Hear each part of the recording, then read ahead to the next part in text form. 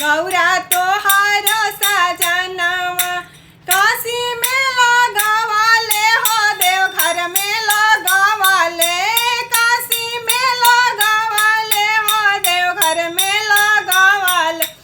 सोमनाथ में मड़ई लगवाले हो गौरा तोहारो सजनवा केदारनाथ में मड़ई लगवाले हो गौरा तोहारो सजनवा बद्रीनाथ में मड़ई लगवाले हो गौरा तोहारो सजनवा तोहारो सजनवा गौरा तोहारो सजनवा तोहारो सजनवा गौरा तोहारो सजनवा काशी में मड़ई लगवाले हो गौरा तोहारो सजनवा काशी में मड़ई लगवाले हो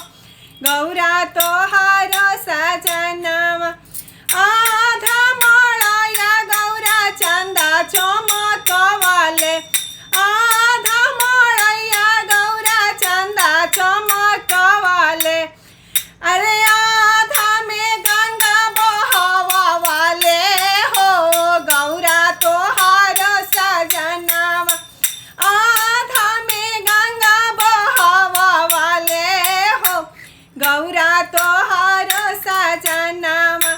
काशी में मड़ई लगवाले हो गौरा तोहारो सजनवा काशी में मड़ई लगवाले हो गौरा तोहारो सजनवा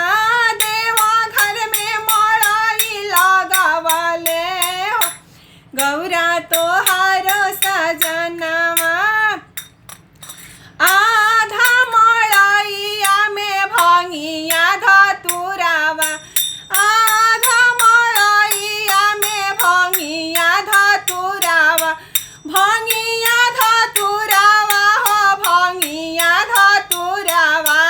भंगिया धतुरावा हो भंगिया धतुरावा आधावा में गजा फैलवाले हो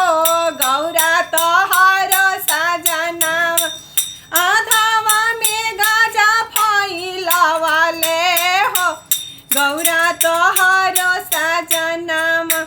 काशी में मड़ई लगवाले हो गौरा तोहारो सजनवा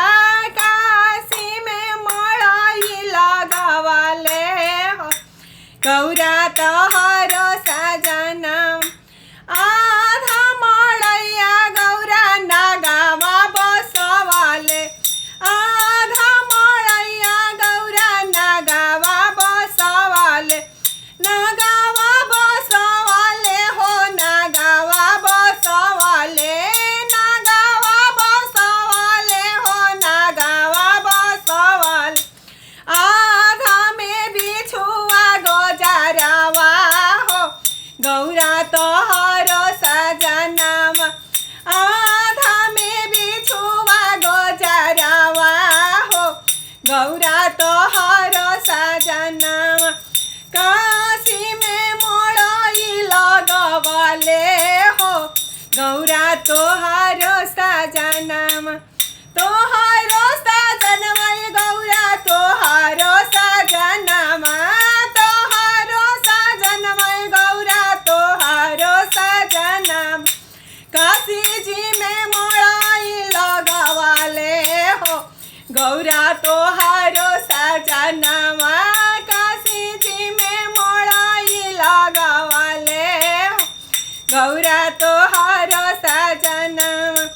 आधा मड़ैया गौरा भक्त लोग रखले आधा मड़ैया में गौरा भक्त लोग के रखले आधावा में भूत बए तलावा हो गौरा तोहारो सजनवा आधावा में भूत बए तलावा हो गौरा तोहारो सजनवा काशी जी में मड़ई लगवाले गौरा तोहारो सजनावा